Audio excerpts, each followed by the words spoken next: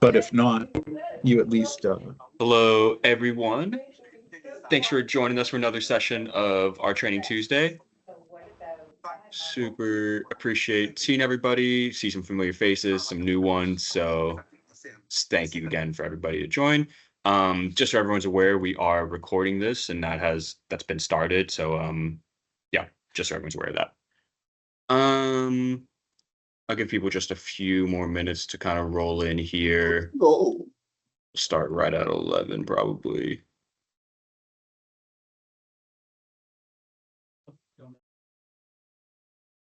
Oops. Wrong slide.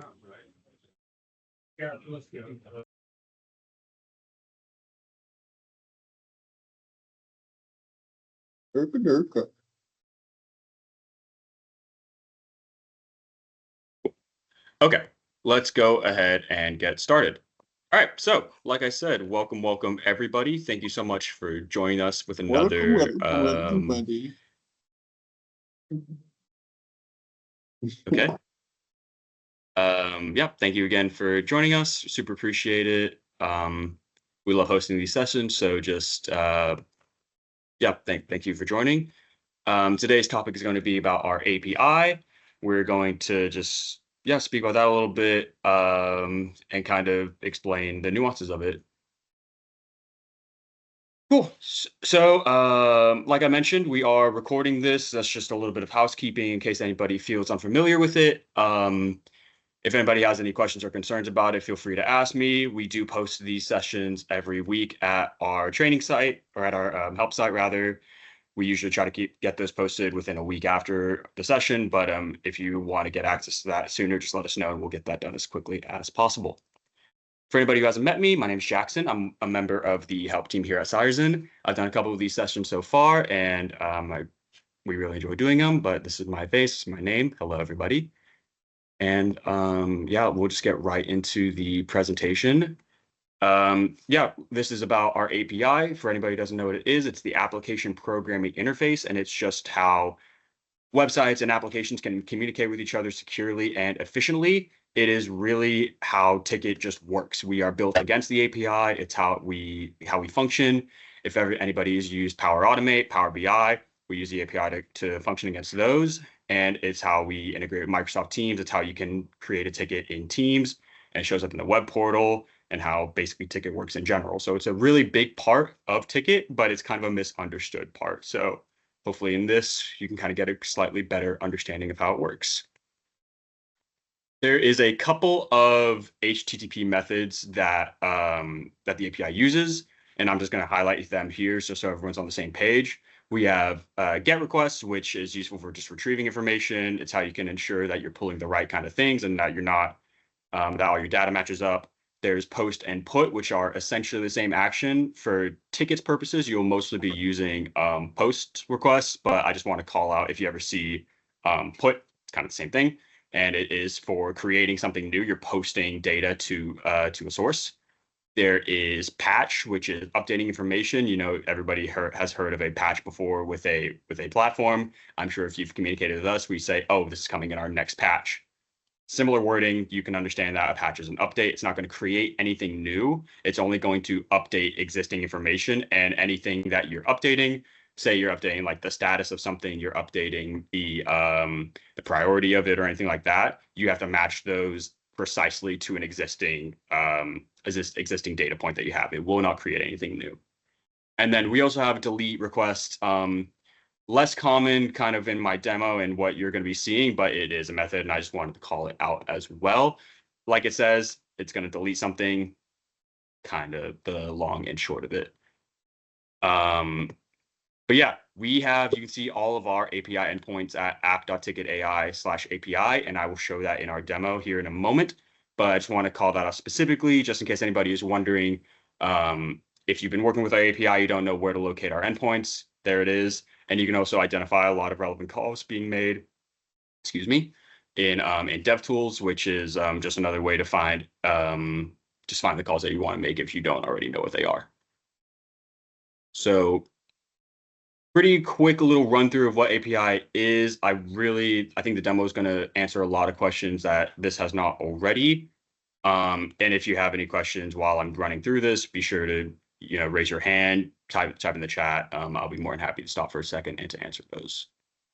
So I'm going to stop sharing this presentation. I'm going to share my screen here. And we're going to go here. Boom. Boom. So what we have here, we have our ticket board, and what I want to work with is in here. This is called Postman. It's kind of a API playground, which you can use to just mess around with a lot of our API things. What I have here is what we provide to a lot of customers from Sean Erickson. He did a really great job of creating this Postman collection, which I will upload to our chat here, actually, just so everybody has it, because everybody's allowed to use it. I encourage you all to play around with it, to mess around with yourself, and just to experiment after this is done. But that's where I'm getting all this information, and that's what we're going to be messing around with today. So you can see on our left side, we have a couple of different API requests, HTTP methods. We have the GET request, we have the POST request, we have patch request, like I was mentioning. So just you can put that in a more realistic example. The first thing that we'll need to do, and you may have seen this when you're messing around with Tikit before, or you may not have, is we need to get an API token. And how we do that is we go to our tickets here, and as an admin, you'll be able to go into settings. Once this loads for a second, I might also zoom in here so things are easier to see. Once the settings have loaded, you're going to go into access token, and you're going to generate a new token. You'll have to set the expiration date as well as the scope of it, like what it has access to. So it has access to Tikit as a user and as an administrator. That's fine for our purposes. I'm going to set this to generate or to expire tomorrow. And then for the name, we'll call it Tikit training token. We're going to save that. And you'll need to copy it someplace safe, somewhere that can be stored easily, that you can access it, because once you have copied this, which I have, you will not be able to go back into it and view it. It's just going to say the access token. So it's just going to say when it expires, who it has it scoped for, and the name of it. So you won't be able to actually retrieve the token after you've already generated it. You have to make sure that that's stored somewhere correctly. Cool. So I have the token. I've copied it. In Postman, once you have imported this, which is really easy, you just import the collection. I'll just redo it, or I'll walk you through the process. Import your collection, you would select it, and then upload it. I've already done that, so I'm not going to do it again, but that's just how you would do it in Postman. From here, we need to go over to variables, and this by default is named Tikit. I have renamed it to token just to make things easier, but this is where you're going to put your API token that you just generated. You can put it under current value, paste it in there, and then ensure that you save it. Otherwise, it will say that you have an invalid token and nothing will work. A couple things that you can do here is, now that you have the token in, this essentially gives Postman access to your Tikit tenant. So you can make any of these HTTP requests over here, or you can create your own custom ones. But to start out, I will do some of these pre-built ones just so you can see how it works. This one is app.tikit.ai/API/Tikit. And you can see that under our endpoint, if I go to app.tikit.ai/API, this is one of our endpoints, which I search for Tikit. Okay, it's not under this endpoints, but this is a list of all of our endpoints. You can actually have any of these. So app.tikit.ai/API/ any of these names in theory that you can access for our endpoints, and you could put that into here for a specific request. For this one, since we're doing app/API/Tikit, this is going to it's a GET request. It's going to retrieve all of our Tikit information. We can verify that, see, it was started as Tikit. I want to make sure that is token, because that's where I put my API token. You can highlight it. That's the API token we put in. Perfect. Make sure we save it. And then once we send this request, it's going to gather all of my tickets that I have in my tenant. So there's a huge list here, It has the ID, the requester ID, the title of it, whether it's closed, merged, all of this JSON information that you could want to gather from a ticket. And so let's go for, let me see, ticket 26 here. So I probably want to search through here rather than Control F. Yeah, this will get me a better one. And I want request ID or maybe source ID. See, now you're experiencing live demos. So perfect. So ID colon 20, 25, 20, 20, 20 is fine. So ID number 20. This one is called file attachment network call. If I go into my tickets, I'll also be able to see number 20 file attachment network call. So just so you could see that that is matching up my live data. We could also call all of our specific ticket. So let's go number 20. That's file attachment network call. Want to make sure our token is correct here. Token, save. So this is accessing ticket number 20 specifically. If I send that, it should pull all the information for file attachment network call, which correct. It's not closed, it's not merged, doesn't have a due date, which if I went in here, it's active, it's not merged, it doesn't have a due date. Fine. So all of these get calls are going to be just retrieving information from the API. You're not going to be able to modify that in any way. You're not going to be able to update it. It's just going to simply retrieve that information by virtue of being a GET request. Now, what if I wanted to do something more? What if I wanted to modify the ticket? What if I wanted to add something to it? Okay, we can do a post request. So for this one, this will be adding a comment to it.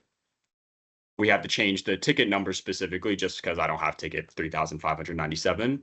Let's do ticket 20 since we're working with that one. Make sure our token is correct again. Save this. So this is going to post something to ticket number 20, and we're going to add a comment specifically. And since this is the post request, we need to go into the body and see what exactly we're going to add. So this is the body of the post request.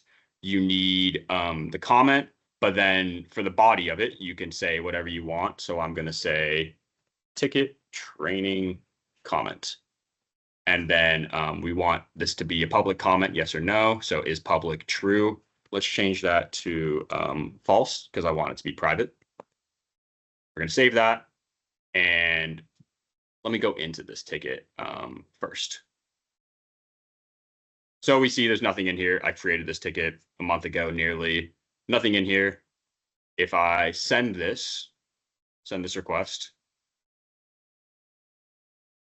and once it goes through, shoot a second. Okay, went through good. We can go here and refresh this page, and we should see that a private comment was added.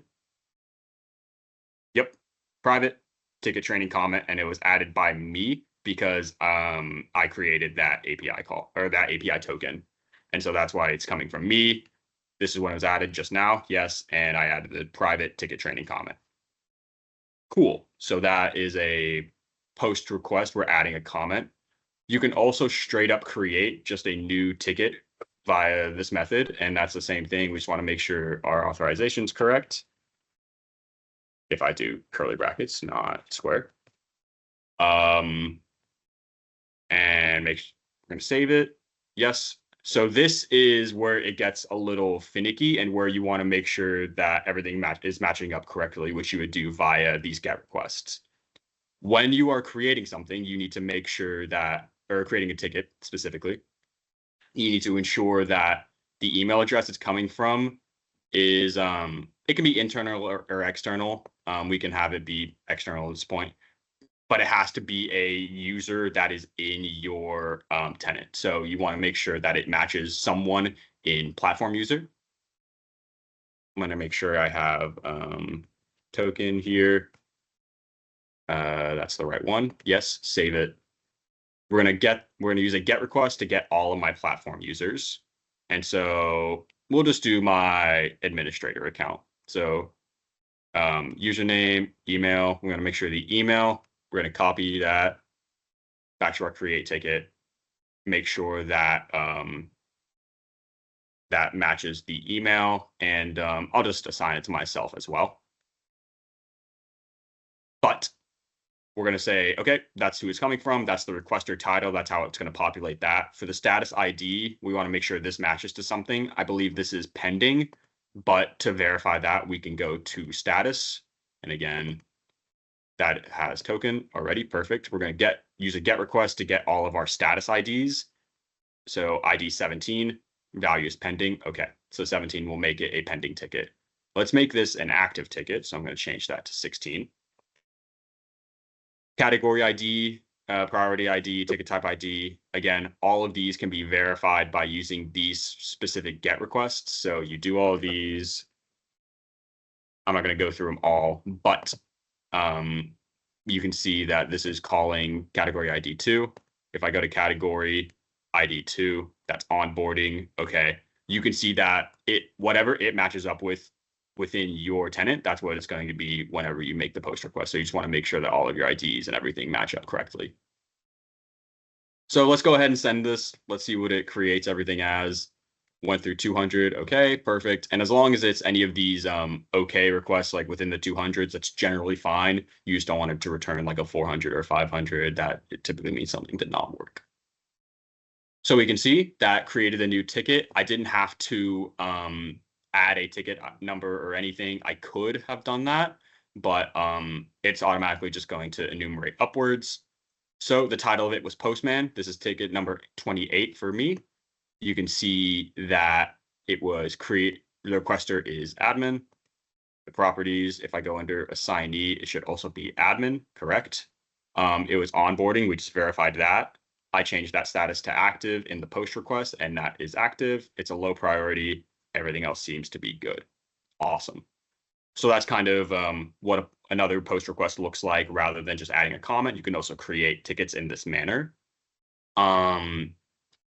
For a patch request, I mentioned that this is strictly for updating a ticket. So if this will not create anything new, this won't create a new ticket. This very specifically only modifies existing information within a ticket that you call out here. So let's do the ticket that we just created. That's ticket number 28. Our authorization is good. And in the body, all this is doing right now is changing the title, and it's changing the status ID. So let's change the title to patched title. And then status ID 17, we said that was pending. We know that we created it as status ID 16, which would be active. And if we do it to 17, that should change it to pending, which we can see if I send. Everything should looks good. So 204, that's fine. Again, like I said, if it's in the 200 range, typically okay. You don't need to worry about that. But if it's in the 400s, that's not great. If we refresh, we should see this title reflected as what we just changed it to, which is patch title. And the status is pending. Great. So that's all well and good. What if you want to do something that is outside of what is currently in that Postman repo? You can also do that. So let's go to tickets. Let's create a ticket here. We'll call it, I need to promote someone. Requester is going to be me. And we're going to apply template I created earlier that says promotion. And this has a custom form in it that says who's being promoted, what reason, and then a couple of checkboxes. I'm not going to answer. Actually, I'm going to have one thing here. I'm going to say what position is being promoted, engineer. I'm going to leave the rest of these blank for now. Okay, so template's been applied to it. We're going to create it. We've all seen the ticket creation process. Fairly simple. Cool. So I'm the requester, and in the custom form, I've said the engineer needs to be reported. If we go into our DevTools here, specifically in the network tab, this is where you're going to see what gets called. This is where you're going to see what API calls are being made in the background if you want to get technical about it. let's say I wanted to change this title, but I didn't want to do it from the ticket. You can see what call is being made if you make that modification yourself. So let's say head engineer, just for our sakes, and let me update this answer. Okay, you can see a couple things went through here. Specifically in this one, we can see that this is app ticket AI / API / ticket 29. That looks familiar. We just did that here, right here. So you see app ticket, API ticket, and then ID. So from here, we're seeing this is a patch request. We updated some information in the ticket, and that's located under headers, and it went through successfully with 204. Great. Under the payload, you can see what specifically was modified, and this is how you would know what you would need to create a custom query. So if I go to view source here and I copy this, I'm going to go back to Postman and I'm going to create a new HTTP request. Okay. Sorry, one thing, I got a little ahead of myself. For the URL, request URL, you're just going to copy and paste this one because this is what we're accessing. We're accessing ticket 29. I'm going to put it in here. And because this is an update, we have to drop down and specifically make it a patch request. And this is just why I wanted to call out some more of those HTTP requests, just because you will see them all. But typically speaking, we use get, post, and patch. So I'm going to change that to a patch request. Yes.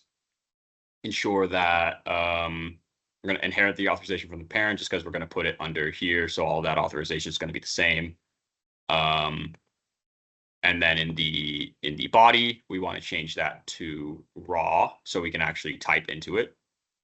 And that is where we're going to copy and paste this payload. So copy that, put that into here. And then this is how you update the custom form answer. So I'm going to save this, put it into here. We're going to call this update custom form answer. Save it. So you can see it's called something different, but we still have it going to app API ticket 29. Perfect. Authorization. Sorry. We don't want it to be inherit off parent. We want it to be bearer token and then token.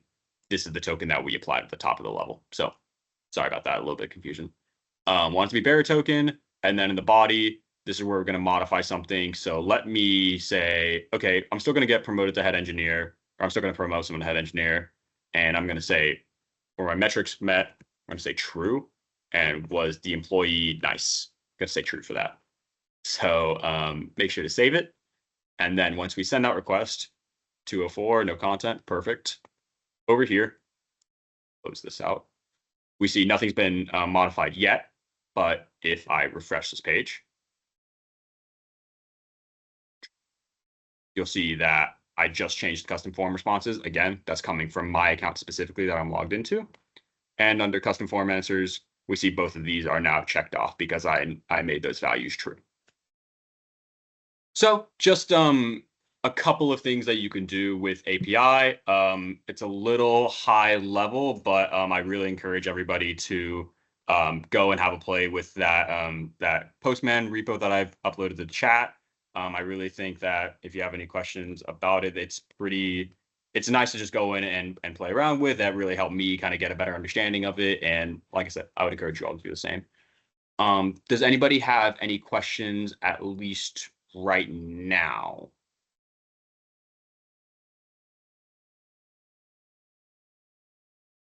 Doesn't look like it. If anybody does, you can always feel free to reach out to us at help.ticket or help@tikit.ai.